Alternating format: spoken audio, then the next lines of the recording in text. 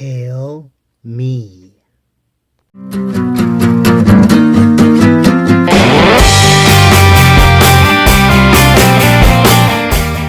Hello everyone, welcome to Shelf Space. I'm your host, Rodimus13, and today we're doing the out-of-box review of the 1/144 scale HG Hydra Gundam from G-Unit.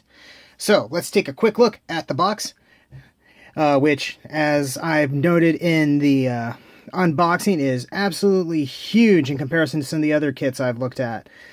We got some nice artwork of the Hydra Gundam itself, looking pretty cool. The crest looks a little weird on this artwork, but whatever.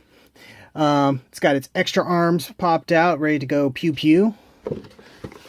On the side, we got the same artwork, calling out that it's number 4 in the series, G-Unit, Bluefin.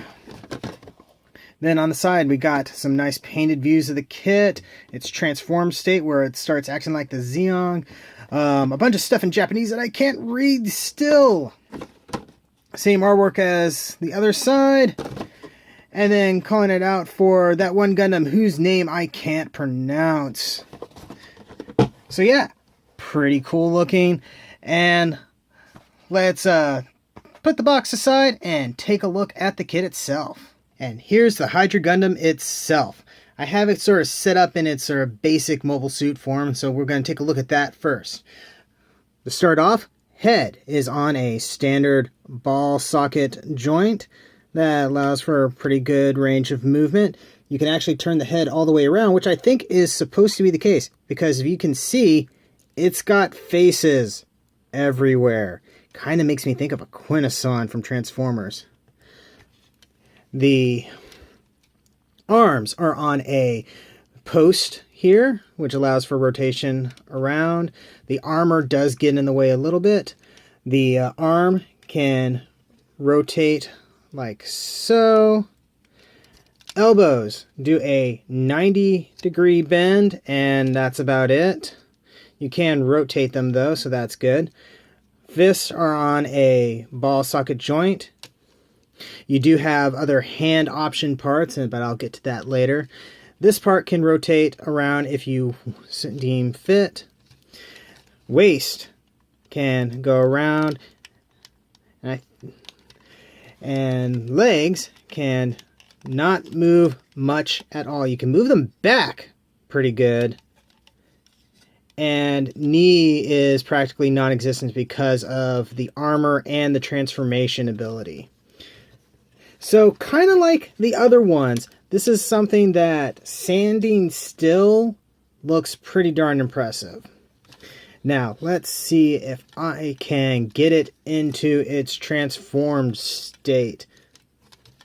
Okay, so we're going to pop off these parts, bring this around,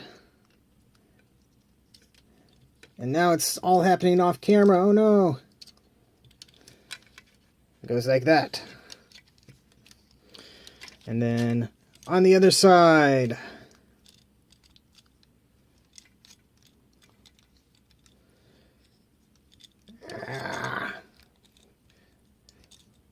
Haven't done this a whole lot, so you'll just have to bear with me. Keep popping it off its poly caps. There we go. Ah! Really? I may just cut this out, we'll see. Okay. So, you can have his arms like this, and they can be used for attacking. I'm guessing these have like laser cannons in them or something like that. So pew pew pew pew pew pew pew pew pew. Or you can go up and poke mobile suits. Alright. Now, really interesting part.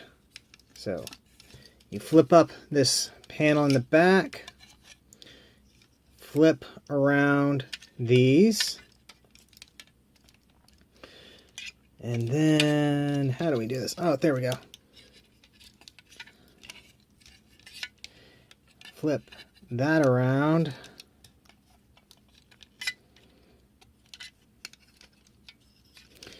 And that.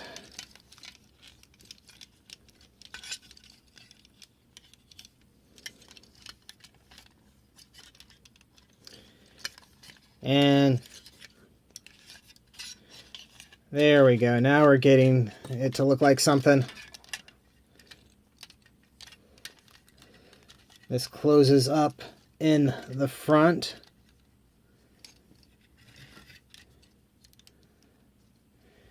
You can flip out.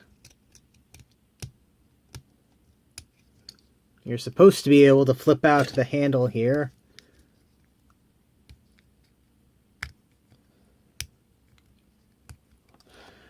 Of course. Hold on, everybody.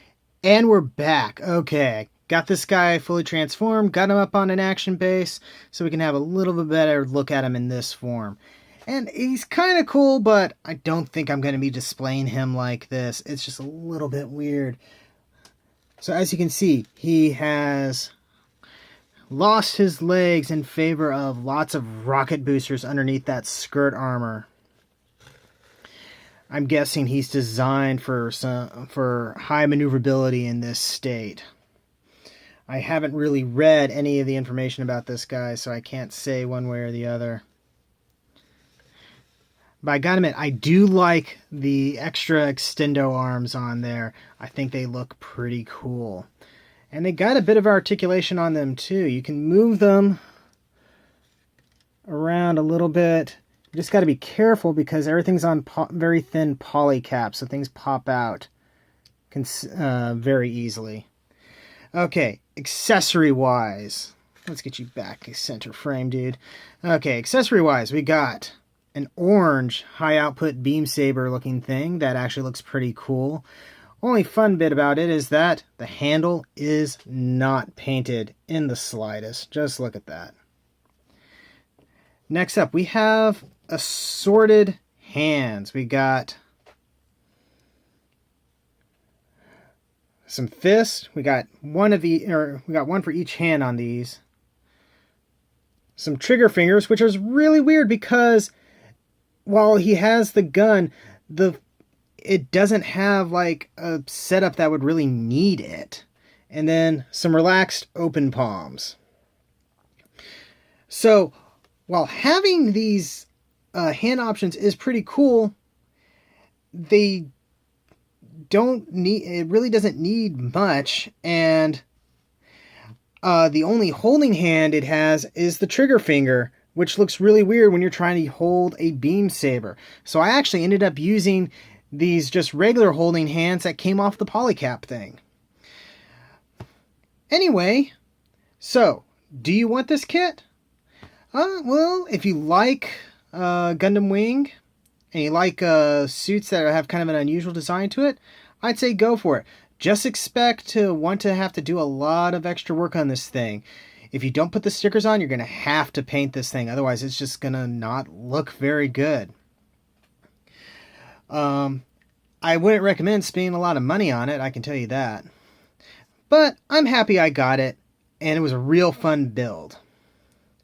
Anyway, don't forget to like, comment, subscribe, all that fancy YouTube stuff. And I will see you guys the next time you invade my shelf space.